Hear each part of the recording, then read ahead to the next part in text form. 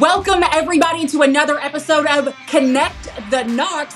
I'm your host, Julia Hurley, connecting Knoxville to the nation. Today's podcast guest is none other than famous Alexis Hornbuckle. And the reason that she's famous, for everybody out there that doesn't follow UT sports, I don't know who you possibly could be, but she is the only female athlete to have won, what was it? 2 national championships in a row, one for Collegiate, and then a national WNBA championship in the same year. Is that correct? Yeah, so it's the only one to win the Collegiate and the WNBA in the same collegiate year.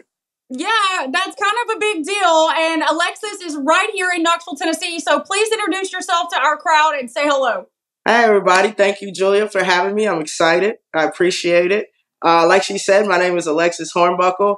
Not originally from Knoxville. I'm from Dunbar, West Virginia, born and raised. But then I came over, followed Pat Summitt in the Lady Vols, came and played basketball 2004, 2008. And like you said, was blessed enough to have a career 6 years in the WNBA and 11 years overseas.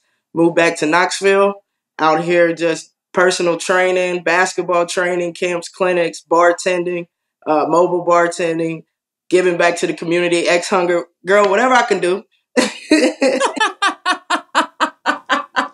You are a busy lady. Let's get into the meat of it. How did you end up at UT? What was that recruiting process like? Oh man, how I ended up at UT was pretty simple. And I was about 12 years old, I believe, about 6th grade. I watched a documentary on Pat Summitt and the Lady Vols, their Cinderella season that year. They had 10 losses. Nobody expected them to win. They're documenting this process. And I forgot if it was they missed curfew or didn't do something correctly. I don't remember the reasons why at this present moment, but Pat had 4 trash cans on each corner of the court, and they are running until they hit all them trash cans. So they throw up in all the trash cans. No, you will do what you're supposed to do, basically. Because if you don't, this is the consequences of that. And just to see that didn't fold that team, it actually brought them together. It actually kick-started that back half of the season and took them on that national championship run. And I looked at my dad like, yo, that lady's crazy. I got to go play for her. And the recruiting process, I was blessed to be a top recruit and was recruited by literally all the colleges all over the world. And Tennessee stood out after I made that decision. I just started bleeding orange, and there was nothing really that was going to sway that. And not a lot of people get to fulfill their dreams, set a goal, fulfill it, especially young athletes when it comes to collegiate or even the pro level. So I was just like, you know what? I'm doing this. I love that. What was it like to play for the most winningest, which doesn't even grammatically make sense, but that's what we say, the most winningest coach in all of sports? You're welcome, America. It was Pat Summitt. What was it like to play for Pat Summitt? What was it like to be around someone that it has, a prolific change in the history of sports, period? Not just women's sports, right? Sports, period. Because very few people get that. There are NFL coaches that have retired with that kind of prestige. There are very few people in general that have that big of an impact on all of sports. And we had her right here in Knoxville for as long as we could keep her. What was that experience like? That experience was surreal, to be honest with you. You're an 18 to 22-year-old kid, so taking it all in at that present moment didn't happen for me personally, but a lot of things that I understood before I came in and while I was there, and especially after, was that I gave that lady the utmost respect as everyone else did. It didn't matter how old you were or who you were, and having that was just like, You don't want to put her on a pedestal because it's like your coach, right? She's running you. She's making life not so easy, right, on a training perspective. But from another perspective, this woman knows how to win. She's very caring, very loving, just very intense. And so she's determined to bring the best out of you. And that's by anybody that she's surrounded by, from a manager to an office assistant to assistant coach to the players to Tyler, whatever it is. And to have that and be there and play under that, it was exciting. It pushed me to want to give everything I possibly could because I know that she did that every day, and anything else less is a failure, Yeah. So she exuded excellence and confidence, and it trickled down, from the top. It started with her and it just filtered out throughout the whole organization, and to be a part of that is a true blessing. How did that impact your time at UT? How did it impact Knoxville as a whole? And how has that carried on through your WNBA career and choosing to come back to Knoxville and contribute? Man, for me and Tennessee, I just think she's a game changer. She's a life changer. That's obviously shown with that record before she passed. To be the winningest coach, man or woman, in any sport, that's a tremendous accolade and achievement. And I think it gave Tennessee a more of a state of pride when it came to not only Pat Summitt, I call it the Summit State, but but also to Tennessee sports. There was a 7-year drought. There wasn't any championships for a while, so people got a little discouraged. You know how we do here on Rocky Top. We're kind of hard on call for blood. We lost one game; they're out. Yeah. We're kind of hard on our coaches and athletes as fans. But realistically, nobody ever gave up on Pat, and that said a lot in that drought. But coming back and doing that, I think it just put the state right back to a sense of comfort, and the posture changed. Like, yeah, we're still here. Respect us. We're still champions. We still got the winningest coach. We're still one of the top schools that have the most NCAA championships. We are here and we're here to stay. And she did that. And so to be a part of that, I think, number one, it was life-changing for me, but I know it was a game changer for the entire state and especially the city of Knoxville. So changing focus a little bit, economically speaking, and this may not have affected you during those years because you were in college and playing, but it affected you after. You were there in 2004 during the height of the biggest housing boom. The economy was at the greatest it's ever been. People had more money than they've ever had. And then you graduate and go to the WNBA in 2008, and the entire world falls apart. How does that affect you? How did that affect your sport? How did that affect your career and your everything moving forward, especially all over the world? Oh, man. I think it affected the overseas the most. I mean, the WNBA in and of itself, started with a lot lower budget. Even obviously it's made leaps and bounds to get the athletes to where they're at now. But starting out, I mean, as a rookie, I was only making, I think it was like 38 or 40,000. You know what I'm saying? Yeah. People think it's just like you go to the league and you're making $1 million. Different conversation for a different day. For a different day, definitely, Julia. Okay. But it also that's for a 4-month season, right? Because you're only getting paid in season.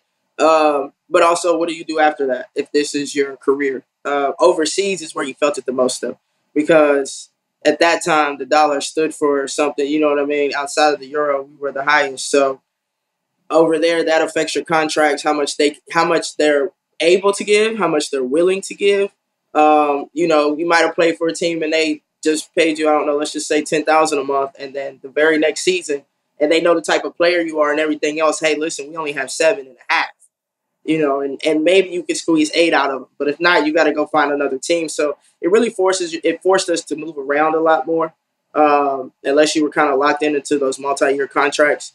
But that's where I felt it the most was in my. Yeah, the 08 crash was a tough one for every single person. I know here in Knoxville, we are somewhat protected. I guess we could say that we're, a no income tax state, a no whole income tax state, a no death tax state, a no inheritance tax state. So we were somewhat protected, but that bubble did burst here as well. And bringing all of our people together and just saying, hey, listen, we have hundreds of people, hundreds of businesses who lost everything they owned. Multi-millions and billions of dollars were gone. But that affected everybody from the top down, every place, every person. So the 08 crash played a massive, what's the word I want to say? Like a gathering of we're going to push through. So that perseverance. Right. And being an athlete coached under the most winningest coach in the country, in the world, across all sports, having that perseverance really helped push through. What was it like after that stint in the WNBA to come back and start to rebuild? For me, it was tough. And it was more so because of how I left the league. It wasn't really my decision at the time. So that was tough. And then that transition from a mental health perspective, honestly, it exceeded any type of financial changes at that time because I wasn't even thinking about that. I'm thinking that the game that I love to play and grew up doing since I was 4 years old is like kind of being blocked right now. So that's all I'm worried about. Like, am I going to get back to playing? How am I going to get back to playing? Will I be making enough money to continue to make this my livelihood, right? So I guess in a sense, that's where it came in, but that was kind of the latter thought for me at that time. So it's hard for me to answer that question from an economical standpoint, to be honest. Sure. Well, your mental state affects your economics. Yeah. Every time. Because, I mean, you can have $1 and turn around and make 50 out of it, or you can have $1 and have nothing. I mean, that mental state, that ability to stay stable. And again, I've talked to so many athletes on this podcast and so many non-athletes, and they all have the same conclusion on mental health. It is one of the most important things that we can work toward. And I know that Knoxville is working on that with their current athletes. And I've had a few athletes on here like, man, I wish I had the care and the ability back when I was an athlete to be able to push that forward. You are here now coaching. You've got a great, I see you all the time on Instagram and your story. You've got some great coaching camps coming up for basketball for kids, especially during the summers. You do a lot of things to give back to this community. How is that growing your business in Knoxville? How long has that been going on? And what can we do as a community to grow that with you? Thank you, Julia, for asking. It started 3 years ago when I moved back. It'll be 3 years next month, actually. And I moved back. Currently, I was then living in North Carolina doing the same thing as far as basketball camps and clinics and training and mentoring and coaching. But I moved back because I'm like, listen, our Lady Vols are, we've been getting better. Kelly has us on that upward incline of success. But I remember being the former players coming back and being around, right? So I was like, it's only 3 hours from Charlotte, but at the same time, that's 3 hours. What happens if I'm right there, and just being able to let the girls know, like, I'm here. I'm not here to do anything but be here for you. As a Summitt baby, I'm willing to learn and give those lessons. And they have that in their coach. But as a player, sometimes there's a disconnect from player and coach. So I just want it to be something outside of that current team, but knowing that I'm a part of that history and that legend and that sisterhood. So that was one of the factors. The other one was to leverage my name. I gave a lot of blood, sweat, and tears and everything I had, to the University of Tennessee and the Lady Ball program, my teammates and coach. And I was like, I can come back and do the same thing and have young girls and young boys willing and ready not only to learn more about sports and life, but be more aware of the seasons and what's happening at Tennessee and Tennessee athletics, and realizing that these athletes struggle with the same things y'all do as kids. They have opportunities to help in the community. And this is why, if you have a desire to do that, here's someone you can look up to and do that. And I said, I can be one of those people. And I can also be a bridge. Julia, you're great at doing that, at connecting people. And in the basketball world, we call it, facilitating, what point guards do, right? So to me, that comes natural. And that was probably the second biggest factor. And it was a no-brainer. There's a lot of good trainers and coaches and organizations going around. I mean, I went to school with Bobby Mays. He has his own gym and program, B Mays Elite. So, I gave him a helping hand for a few months when I first came down, and I came to help. I came to serve others. Honestly, that was the ultimate decision. I wanted to make sure that I can be in a good mental space. I had at that time teamed up with the Revitalist Clinic, and helped their mission to push mental health, and went through ketamine treatments, and it was life-changing, right? It changed my whole perspective on that type of therapy. And now just being involved and partnering with On Rise, another mental health organization, as you also know. Oh, yeah, they're very good. We're very happy to have them in the Knoxville market. Oh, sure. And I'm excited to be a part of that team. Of course, Derek Furlow put me in position to be able to do that, as he does so many other opportunities. And then just being here, Julia, it's brought me to basketball. It's brought me to personal training outside of athletes, everyday people, moms, dads, elderly. I think my oldest client is 72 years old. That's awesome. It works her butt off. But it's just things like that, coming to serve the community, coming to serve others, making sure I stay, close. My parents are close, so home is close to me. And being able to make sure that I continue to give all the praise and all the glory to God. And that's how I live this life, man. We all know that real estate is location, location, location. Our team at Just Homes Group has the true expertise, pairing buyers and sellers with the right opportunities. whether you're looking to buy or sell a home right here in Knoxville. Lenoir City, Clinton, or Farragut. We have the expertise throughout every Knoxville surrounding area. Call Just Homes Group today. I'm excited. We're excited to have you in Knoxville. It is rare that students come back. And I know that it's something that we've been working on. I've been working on it with Derek for a long time, trying to get more of the teams and the athletes to want to stay. And as I own my own brokerage and I own a couple of businesses, I'm like, hey, come work with me. Stay here. Let me get you more involved in the community. Please stay. You're young. You're intelligent. You're very disciplined. Stay. What can we do to get more people to stay, in your opinion? When they leave college, if they don't go pro, what can we do to get them to stay in Knoxville?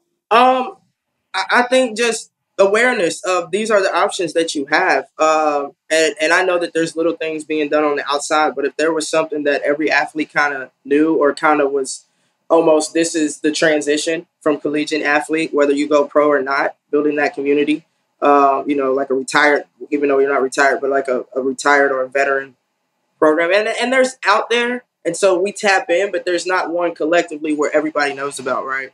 Or if it is, it might be something you have to pay X amount of dollars. And if I'm in between, you got to still remember I'm a college student entering life. I may not have X amount of dollars to be a part of this community.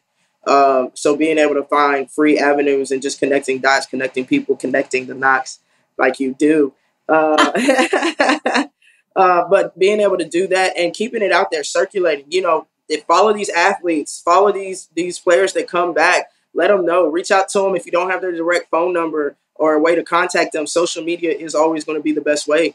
It might not get the fastest result, but the messages will be seen and a response will be given if it's approached in the right way. So I think just coming off and saying, hey, listen, I don't want anything from you. I'm just letting you know as an BFL, as an LVFL, this is what's out here for you in Knoxville if you so choose to stay. It's bigger than sports.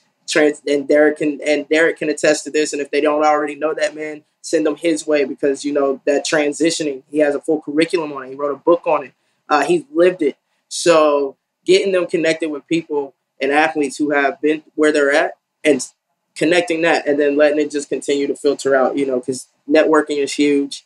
And if you haven't been taught that, then learning that as quickly as possible is a game changer. It is a game changer. Knoxville offers so many opportunities for that. We're such a big, small town or a small, big town. I can't decide which one it is, but we're both. Yeah, I think we're a small, big town. We're a small, big town. Yeah. So something that everybody agrees on, every person that we have interviewed on this podcast so far agrees. Knoxville is the best for networking opportunities, still an intimate space.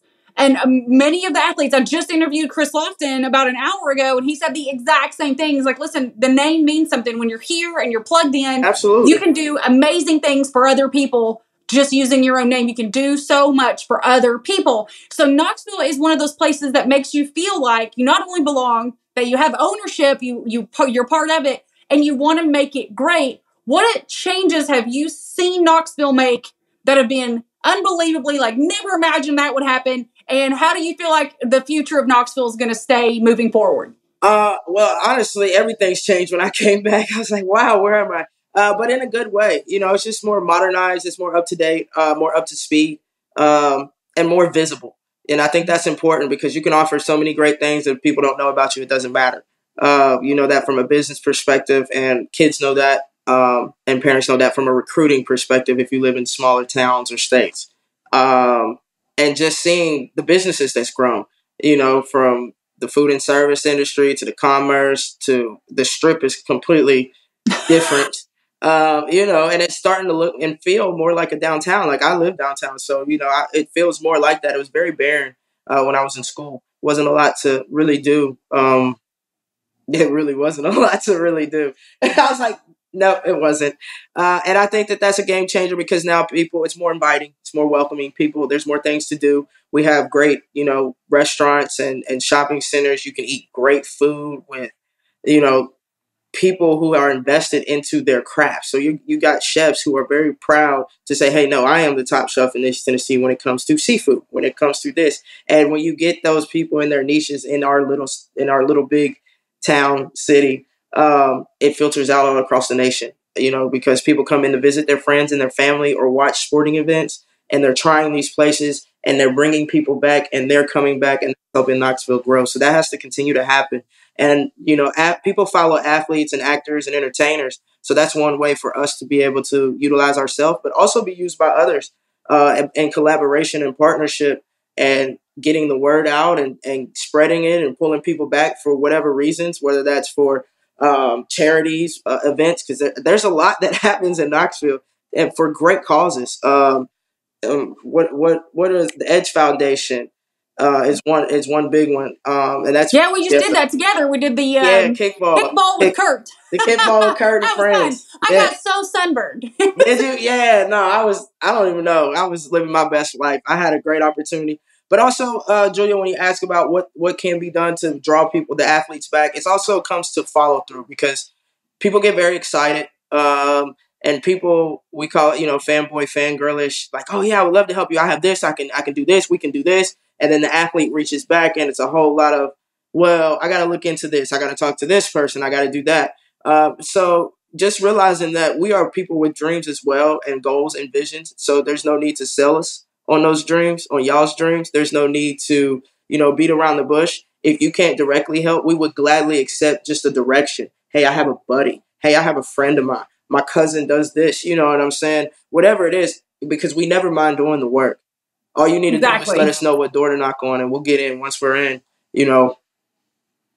You'll figure it out. We'll figure it out. Yeah, we'll figure it out. We'll get the athletes are the best. Athletes are the best employees. I am such an advocate. I'm like, please give these athletes an opportunity to interview with your companies. Please let them know what you do if they can do it too. Like I have a dream of like having an entire athlete agency at some point. Like, millions of real estate agents, all athletes. Listen, it definitely can be done, and I think that's a huge thing. So don't only just offer the help, actually give it, or send them to somewhere where they can get it. Even if it's just a simple book or a reference, just continue to move us forward, because once we get our hands on or that door is open, we will definitely move the community forward, or whatever project or sport forward. So I tell people, the University of Tennessee Knoxville is the second largest world fan base in the world. Florida's number one, but that's okay. Tennessee is number two in the world for the largest fan base. So wherever you are in the world, look it up. There's an alumni there. Who's number one? Florida. Okay. Gatorade. It's the Gatorade. Everybody knows Gatorade. Anyway. That's true. That's true. It's the Gatorade. It's not the Florida Gators. Nobody loves them. I'm kidding. Everybody loves them because they're in the SEC and they make us money. We appreciate your hard work. But it's Gatorade. But Tennessee's number two. So anywhere you see orange, there's an alumni somewhere. And somebody from Knoxville, Tennessee is always available to you. And I love that we're such a big, small town. We're very glad that you came back. So lightning round. Woo! We're going to go fast, but not too fast. Favorite restaurant in Knoxville, and you can have more than one. I can have more than one. Okay. Man, favorite restaurant in Knoxville? Well, my favorite, I love Jackie's Dream, not only because she's God, I was just talking about them last night. Yeah, that's my homegirl. That's a lot of friend right there. So that's one of them. Man, you put me on the spot. I don't even know. Chop House, I like going there a lot. Chop House is good. Chop House is good. Chivo's, Tequila. Yeah, I like Stock and Barrel burgers. It depends on where I'm going, Tupelo Honey, I'm big on their brunch. Man, it's a lot of little places. Knoxville's got a lot of food. Yeah, a lot. What's your favorite outdoor activity? Oh, my favorite outdoor activity would be like just being on the boat on the lake, maybe jet skiing. Yeah. Okay. Chilling. Which lake's your favorite lake? Well, I've only been to. Well, of course, I've been on Loudon, and then what's the one? See, this how I know I don't be knowing stuff. You put me on the spot, Julia. Norris Lake. Yeah, Norris Lake better. Cleanest lake in this entire. You can see all the way to the bottom. Yeah, Norris Lake I like. Way more comfortable on Norris Lake. Yeah. Yeah, Norris Lake is very, very clean and very shallow. Only pontoon boats because it's so shallow. Yeah. But it's a really beautiful lake. Yeah, it's really set up with that. Yeah. All right. Favorite bar, pub, or brewery? Oh, bar, pub, or brewery. Big fan of Yeehaw. Shout out to that's definitely that's my little my little duck off. I like that spot. They got good food too. I've not been there yet. I haven't had time. I have not had the time. Go check them out. You should definitely check them out. Their outdoor space is amazing. They do cinema Sundays where they like on their outdoor space. It's free movies. Of course, there's food. Then you got the bar, so it's family and dog friendly. Very important. Yeah, and then my all-in-one is if you want somewhere where the kids can go run around and still, or just go be a big kid, just go to Main Event.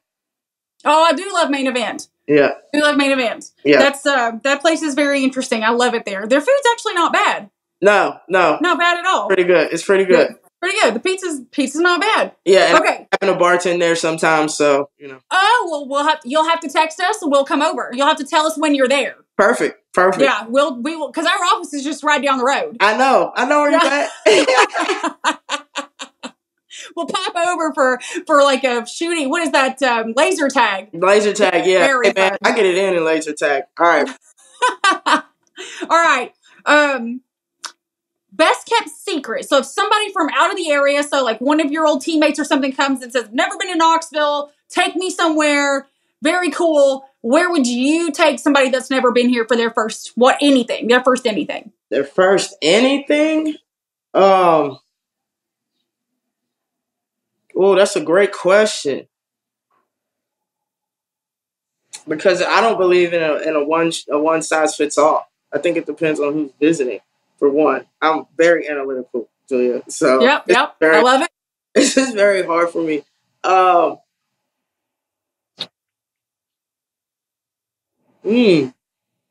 I'd probably take them to Chivo's, and that's because they have good food, solid drinks. The atmosphere is real chill. You're downtown, and you can kind of just figure out what move you're going to make next very comfortably. Nobody can be disappointed, from appetizers to the entrees to even the desserts. All their stuff is made with fresh ingredients. Can't go wrong. I love it. That's a good suggestion. Everybody has a different place. Everybody I've interviewed has a different spot they take people. Yeah. Very eclectic group. All right. This is the end of our conversation. However, I want all of our listeners to be able to find you, follow you, and get to know your camps because it is very important to keep kids involved in sports. It gives them discipline. It gives them opportunity. And when you see talent and it's trained by talent, you can't go wrong. Where can people find you? Where can they contact you? Where can they be involved? Absolutely. Y'all can follow me Instagram, Buck1422. On Twitter, Hornbuckle14. Facebook, it's just simply Alexis Hornbuckle. Reach out. You will be responded to by myself or somebody on my team.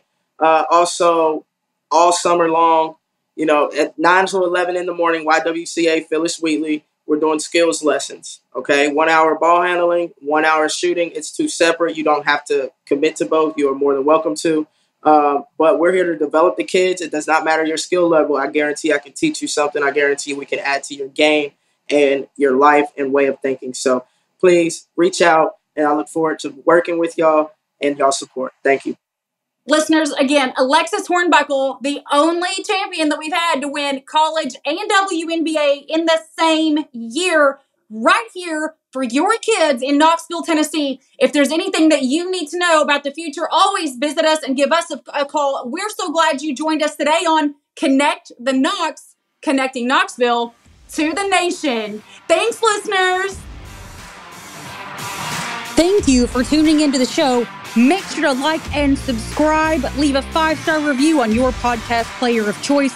And if you would like information on moving to Knoxville, send me a private message. As always, this is Julia Hurley connecting Knoxville to the nation.